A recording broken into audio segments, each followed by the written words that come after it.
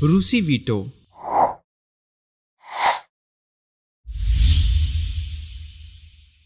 Bashar al Assad کا نیا ہتھیار۔ اقوام متحدہ میں بشار الاسد کی جانب سے شامی عوام پر کیمیائی ہتھیاروں کے استعمال اور دیگر جنگی جرائم سے متعلق کسی بھی کارروائی کے خلاف ایک رکاوٹ کھڑی ہوتی ہے۔ بشار کے خلاف اقدامات کے بیچ دیوار بننے والا سرخ ریچھ روس ہے، جو شام میں فضائی بمباری کے ذریعے بشار الاسد کا سہارا بنا۔ اپنی بمباری سے ہزاروں شامیوں کی زندگی چھیننے والا روس بشار رجیم اور ایرانی جنگ کا ہر مقام پر دفاع کر رہا ہے۔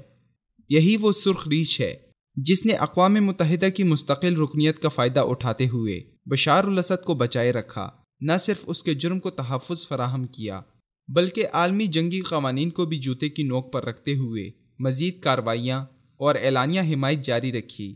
بشار الاسد کے خلاف 3 دفعہ اقوام متحدہ میں قرارداد لائی گئی، لیکن روس نے اس قرارداد کو ویٹو کر دیا، یہاں تک کہ رواں ماہ شام کے شمال مغربی صوبے ادلب میں بشار افواج کی جانب سے بدترین کیمیائی ہتھیاروں کے استعمال پر بھی روس نے حمایت جاری رکھی۔ سیرین گیس کے حملے سے سینکڑوں افراد اور معصوم بچوں کی ہولناک شہادتوں کے بعد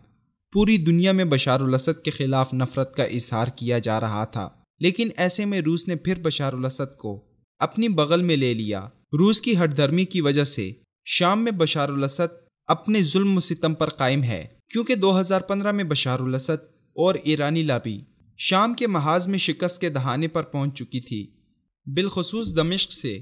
بشار الاسد کے قدم اکھڑ چکے تھے، لیکن عین اس وقت روس نے آ کر شام کے سر پر دست شفقت رکھا اور بشار الاسد کو سہارا دیا،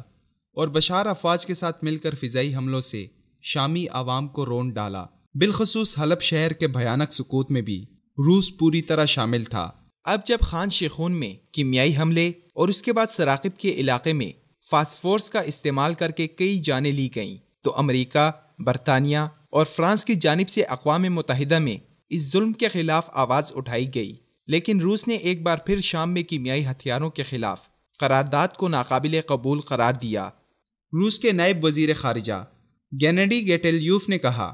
کہ متذکرہ تینوں ملکوں کی جانب سے شام میں کیمیائی حملے سے متعلق مجوزہ قرارداد موجودہ متن کے ساتھ ہمارے لیے ناقابل قبول ہے۔ فطری بات ہے کہ ہم اس کی منظوری کے حق میں نہیں، ہم اس قرارداد کو ویٹو کریں گے۔ اقوام متحدہ میں امریکی سفیر نکی ہیلی نے اظہار خیال کرتے ہوئے کہا کہ جب بشار الاسد فضا سے بیرل بم برسائے یا نہتے عوام پر زندگی تنگ کرے تو روس نے اس کی حمایت کر کے خود کو بین الاقوامی برادری سے الگ کیا۔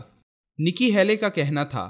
کہ شام میں اپنا نفوذ بڑھانے کی خاطر ایران وہاں جنگ کے شعلوں کو ہوا دے رہا ہے، لیکن سوال یہ ہے کہ کیا امریکہ سمیت اقوام متحدہ کے مستقل ارکان اور دیگر ممالک روس کے آگے اتنے بے بس ہیں کہ ہر بار روس کی جانب سے انسانیت کے قاتل بشار الاسد کے خلاف کارروائی کو روکنے پر چپ سادھ لیتے ہیں،